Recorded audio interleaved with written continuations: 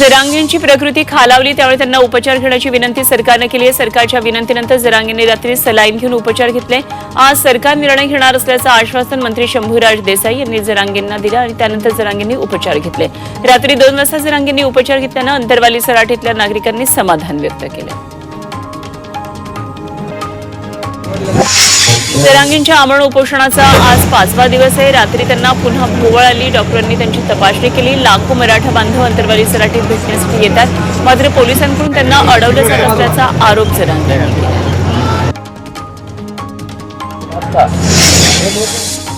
OBC आंदोलक मंगेश ससाणे यांच्या उपोषणाचा आज 4था दिवस आहे, तर लक्ष्मण हाके आणि नवनाथ वाघमारे यांच्या आमरण उपोषणाचा आज 3रा दिवस आहे। जालन्यामध्ये त्यांचं उपोषण सुरू आहे। ओबीसी आरक्षण बचावासाठी त्यांचं उपोषण सुरू आहे। मराठा आंदोलकांकडून आज बीड आणि धाराशिव बंदची हाक देण्यात आली आहे। मनोज जरांगे पाटलांच्या आमरण उपोषणाच्या समर्थनार्थ अखंड मराठा समाजाकडून बंदची हाक देण्यात आली। शांततेत बंद पाळण्याचं मराठा समाजाकडून आवाहन करण्यात आलं आहे। जालन्याच्या वडीगोद्रीमध्ये ओबीसी मराठा आंदोलक आमने सामने आले। अंतरवालीकडे जाणाऱ्या मराठा बांधवांना पोलिसांनी अडवलं। यावेळी वडीगोद्रीमध्ये मराठा बांधवांकडून घोषणाबाजी करण्यात आली। दरम्यान या ठिकाणी पोलिसांचा मोठा फौजफाटा तैनात करण्यात आला। भंडाऱ्याच्या लाखनी पंचायत समितीमध्ये गटविकास अधिकाऱ्यांच्या विरोधात आंदोलन करण्यात आलं। ग्रामपंचायतीला मंजूर झालेल्या निधीबाबत अधिकाऱ्यांनी उडवाउडवीची उत्तरं दिल्यानं आंदोलन केलं। यावेळी पंचायत समितीला कुलूप ठोकण्यात आलं। भंडाऱ्याच्या साकोली शहरातल्या तलाव सौंदर्यीकरणाच्या कामामध्ये भ्रष्टाचार झाल्याचा आरोप स्थानिकांनी केलाय। काँग्रेस नेते नाना पटोले यांनी या कामासाठी 2.5 कोटी रुपये मंजूर केले होते, मात्र काम निकृष्ट होत असल्याचा आरोप केला जातोय। याबाबत नागरिकांनी कंत्राटदारावर कारवाईची मागणी केली आहे। उपमुख्यमंत्री अजित पवारांची जनसन्मान यात्रा आज कोकणामध्ये धडकणारे रायगड जिल्ह्यातल्या श्रीवर्धन आणि रत्नागिरीतल्या चिपळूण इथं सभेचं आयोजन केलंय। अजित पवार यावेळी महिलांशी संवाद साधणार आहेत।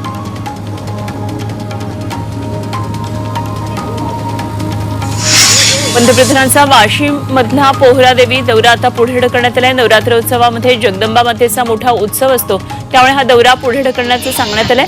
26 सप्टेंबरला पंतप्रधान नरेंद्र मोदी पोहरादेवीच्या दर्शनाला येणार होते, मात्र आता 5 ऑक्टोबरला ते पोहरादेवीला येणार आहेत। केंद्रीय गृहमंत्री अमित शहा 24 तारखेला नागपूरमध्ये येणार आहेत आणि नागपूरमध्ये भाजप पदाधिकाऱ्यांची एक बैठक घेणार आहेत। जवळपास विदर्भातले 1500 पदाधिकारी या बैठकीला उपस्थित राहणार आहेत आणि विधानसभा निवडणुकीच्या पार्श्वभूमीवर ही बैठक घेण्यात येणार आहे।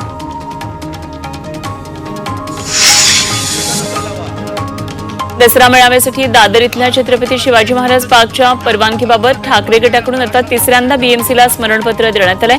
ठाकरे गटाचे खासदार अनिल देसाई यांच्या नावानं ठाकरे गटानं बीएमसीच्या जी उत्तर विभागाच्या सहाय्यक आयुक्तांना स्मरणपत्र दिलंय।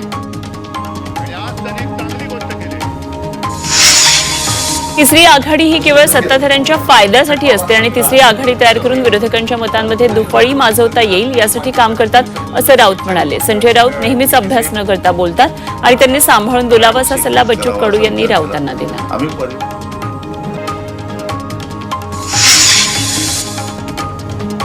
महाविकास आघाडीतलं वातावरण चांगलंच तापलंय। संजय राऊतांनी काँग्रेसवर जोरदार हल्लाबोल केलाय। लहान भाऊ मोठा भाऊ वाटत असेल तर राज्यामध्ये काय चित्र असणार हे भविष्यात दिसेल असा इशारा संजय राऊत यांनी दिलाय। थोरातांच्या विधानाचा विपर्यास करण्यात आला।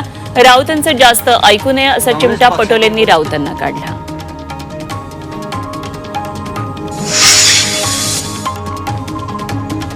संजय राऊतांनी काँग्रेसवर केलेल्या टीकेला बाळासाहेब थोरातांनी उत्तर दिलं। लोकसभेमध्ये काँग्रेसच्या जागा शिवसेना ठाकरे पक्षामुळे वाढल्या असा दावा संजय राऊत यांनी केला।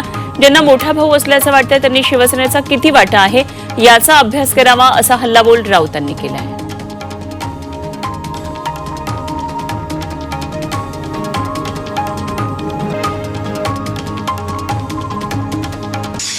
महाविकास आघाडीमध्ये सर्वांनाच मुख्यमंत्री बनायचं असा टोला खासदार श्रीकांत शिंदेंनी लगावलाय। काही लोक मला मुख्यमंत्री पदाचा चेहरा करा असं सतत बोलत फिरत असल्यानं म्हणत त्यांनी नाव न घेता उद्धव ठाकरेंवर टीका केली।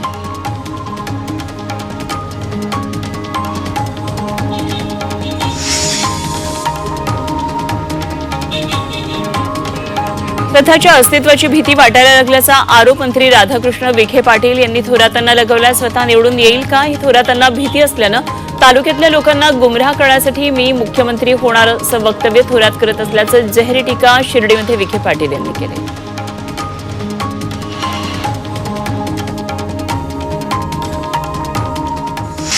आगामी विधानसभा निवडणुकीसाठी महायुतीतून रिपाईला 10 ते 12 जागा देण्यात याव्यात अशी मागणी रिपाईचे अध्यक्ष केंद्रीय राज्यमंत्री रामदास आठवले यांनी केली आहे. जागा वाटपासंदर्भात 23 सप्टेंबरला रिपाईचे शिष्टमंडळ भाजप प्रदेशाध्यक्ष चंद्रशेखर बावनकुळे यांची भेट घेणार असल्याचं रामदास आठवले यांनी म्हटलंय. शिवसेना शिंदे पक्षाच्या सोशल मीडिया टीमची मुंबईमध्ये एक बैठक होणार आहे. विधानसभा निवडणुकीच्या पार्श्वभूमीवर शिंदे पक्षाकडून जोरदार तयारी सुरू आहे. आजी माजी खासदार, आमदार, नगरसेवक, जिल्हाप्रमुख, विभाग प्रमुख या बैठकीला उपस्थित असणार आहेत. अमित ठाकरेंनी विधानसभेची निवडणूक नाशिक पूर्व मतदारसंघातून लढवावी अशी मागणी मनसे कार्यकर्त्यांनी केली आहे. नाशिकचे मनसैनिक प्रसाद सानप यांनी थेट अमित ठाकरेंना हे पत्र लिहिले आहे. त्यांनी या पत्रातून अमित ठाकरेंना नाशिक पूर्वमधून निवडणूक लढण्याची साद घातली आहे. मुख्यमंत्री माझी लाडकी बहीण योजनेच्या लाभार्थी बहिणींना 30 सप्टेंबरपर्यंत लाभ मिळणार असल्याचं खासदार श्रीकांत शिंदे यांनी सांगितलंय.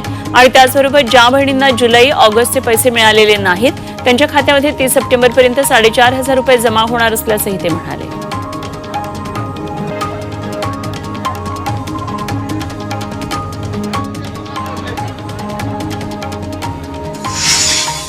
कोस्टल रोड सकाळी 7 ते रात्री 12 वाजेपर्यंत वाहतुकीसाठी खुला असणार आहे. रात्री 12 ते सकाळी 7 वाजेपर्यंत रोड वाहतुकीसाठी बंद असेल. गणेशोत्सवामध्ये रोड 24 तास खुला करण्यात आला होता. त्यानंतर आता सकाळी 7 ते रात्री 12 पर्यंत रोड वाहतुकीसाठी खुला ठेवण्याचा निर्णय घेण्यात आला आहे.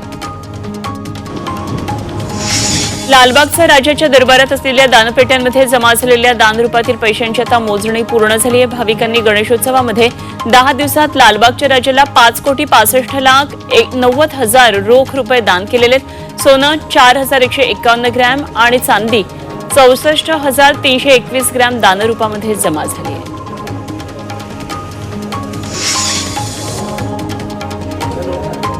आनंदाचा शिधा टेंडर प्रक्रियेला विरोध करणारी याचिका सर्वोच्च न्यायालयानं फेटाळली आहे. सर्वोच्च न्यायालयानं मुंबई उच्च न्यायालयाचा आदेश कायम ठेवत शिंदे सरकारला दिलासा दिलाय. 1 कोटी आनंदाचा शिधा वाटपासाठी टेंडर काढण्यात आलं आणि याचिकाकर्त्यांनी टेंडरमधल्या अटी शर्थींना आव्हान दिलं होतं.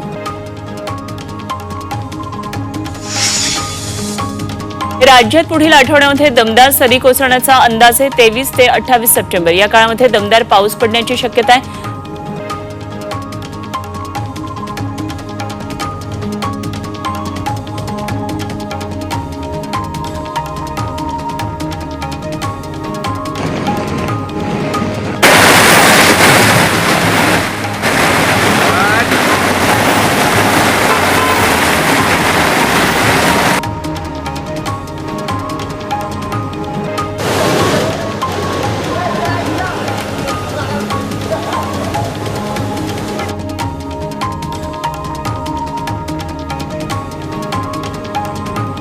राज्यात पुढच्या आठवड्यात दमदार सरी कोसळण्याचा अंदाज आहे. 23 ते 28 सप्टेंबर या काळामध्ये दमदार पाऊस पडण्याची शक्यता आहे. कमी दाबाच्या क्षेत्राची महाराष्ट्राच्या दिशेनं वाटचाल होण्याची शक्यता आहे, अशी माहिती हवामान विभागानं दिली आहे.